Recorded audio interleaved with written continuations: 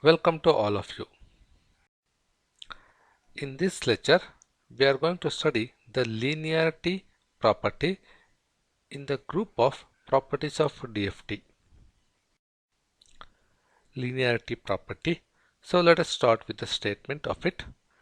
If DFT of x of n is equal to x of k for all the values of k from 0 to n minus 1, then DFT of ax1 of n plus bx2 of n is equal to ax1 of k plus bx2 of k for all the values of k from 0 to n minus 1.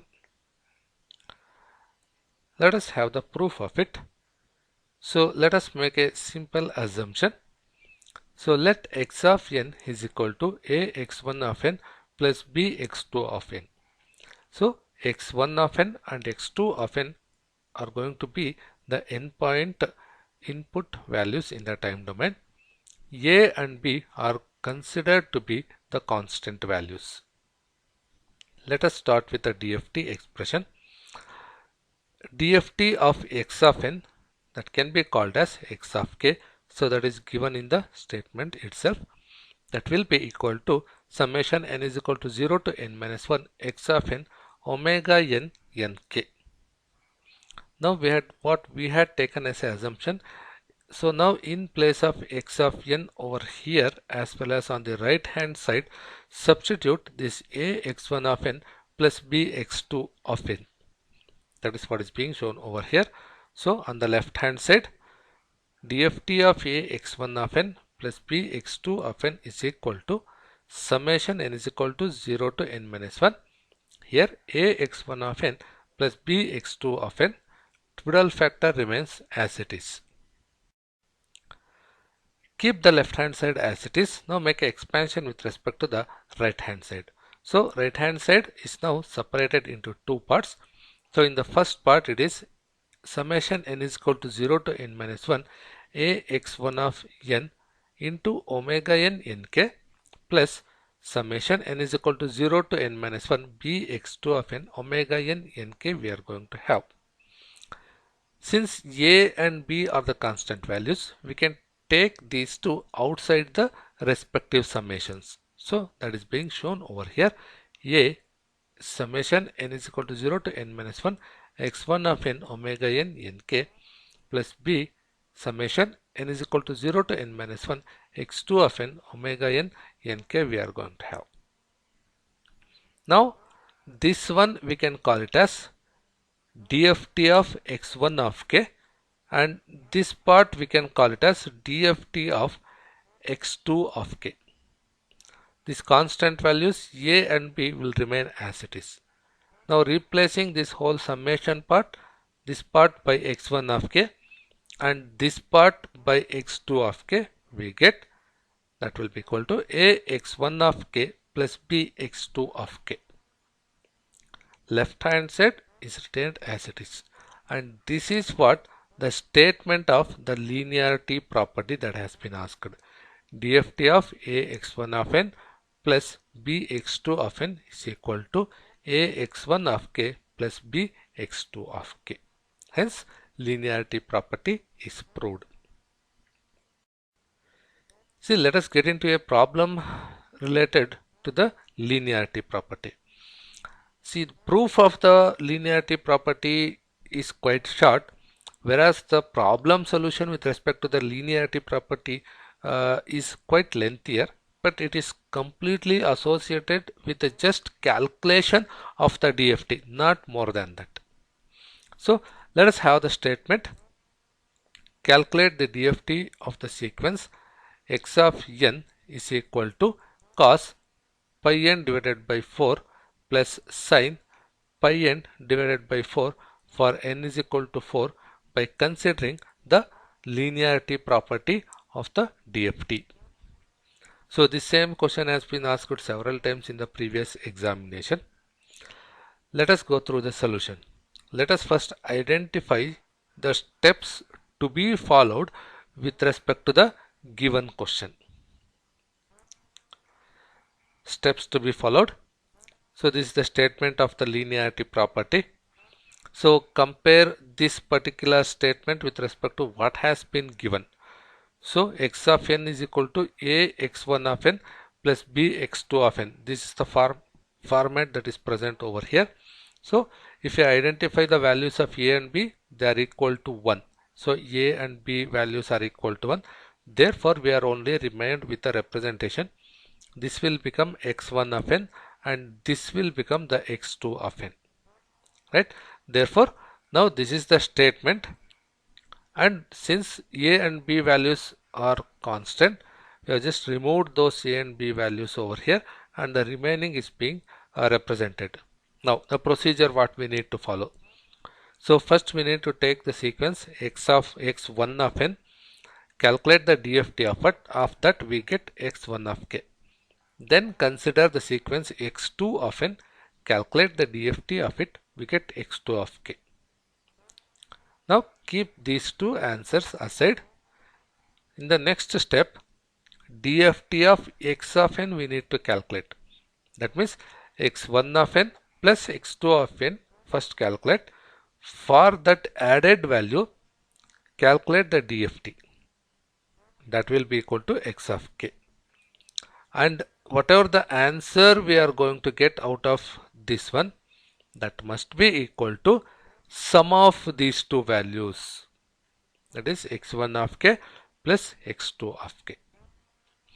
In terms of statement, if you want to say, sum of the DFT of individual sequences is equal to DFT of sum of individual sequences. So it's a quite confusing statement we are going to have. So just split that into two parts. Sum of the DFT of individual sequences.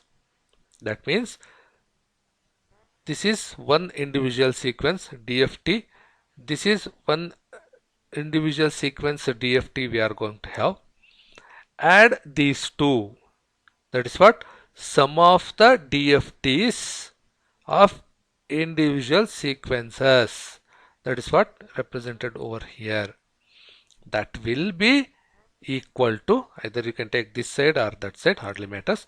So that will be equal to DFT of sum of individual sequences. x1, x2 are the individual sequences. So DFT of sum of individual sequences, in the sense sum of individual sequences, for that DFT has been applied. So that is what it means. For quite complex statement we are going to have. Anyhow, we need to follow these procedures which will satisfy finally this particular linearity statement. So again, x of n, we are going to take that into x1 of n plus x2 of n representation. x1 of n will become cos pi n by 4.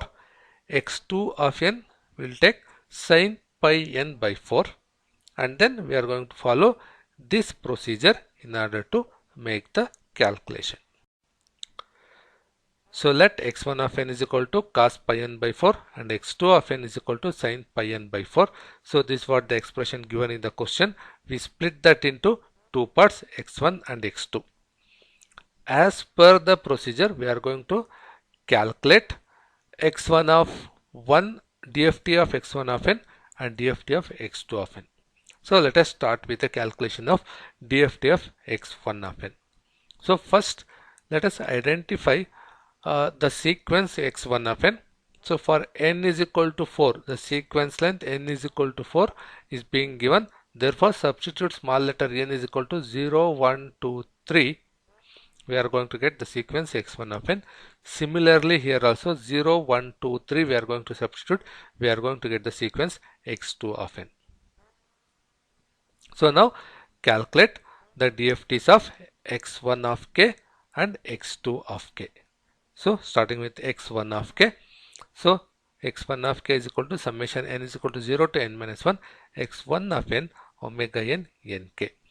Since there are 4 points, we can just adopt the matrix relation of the DFT for a fast calculation. So here is the matrix relation of the DFT represented. So by using the matrix relation, we are going to have the calculation. This is for the sequence x1 of n, just taken from the previous slide.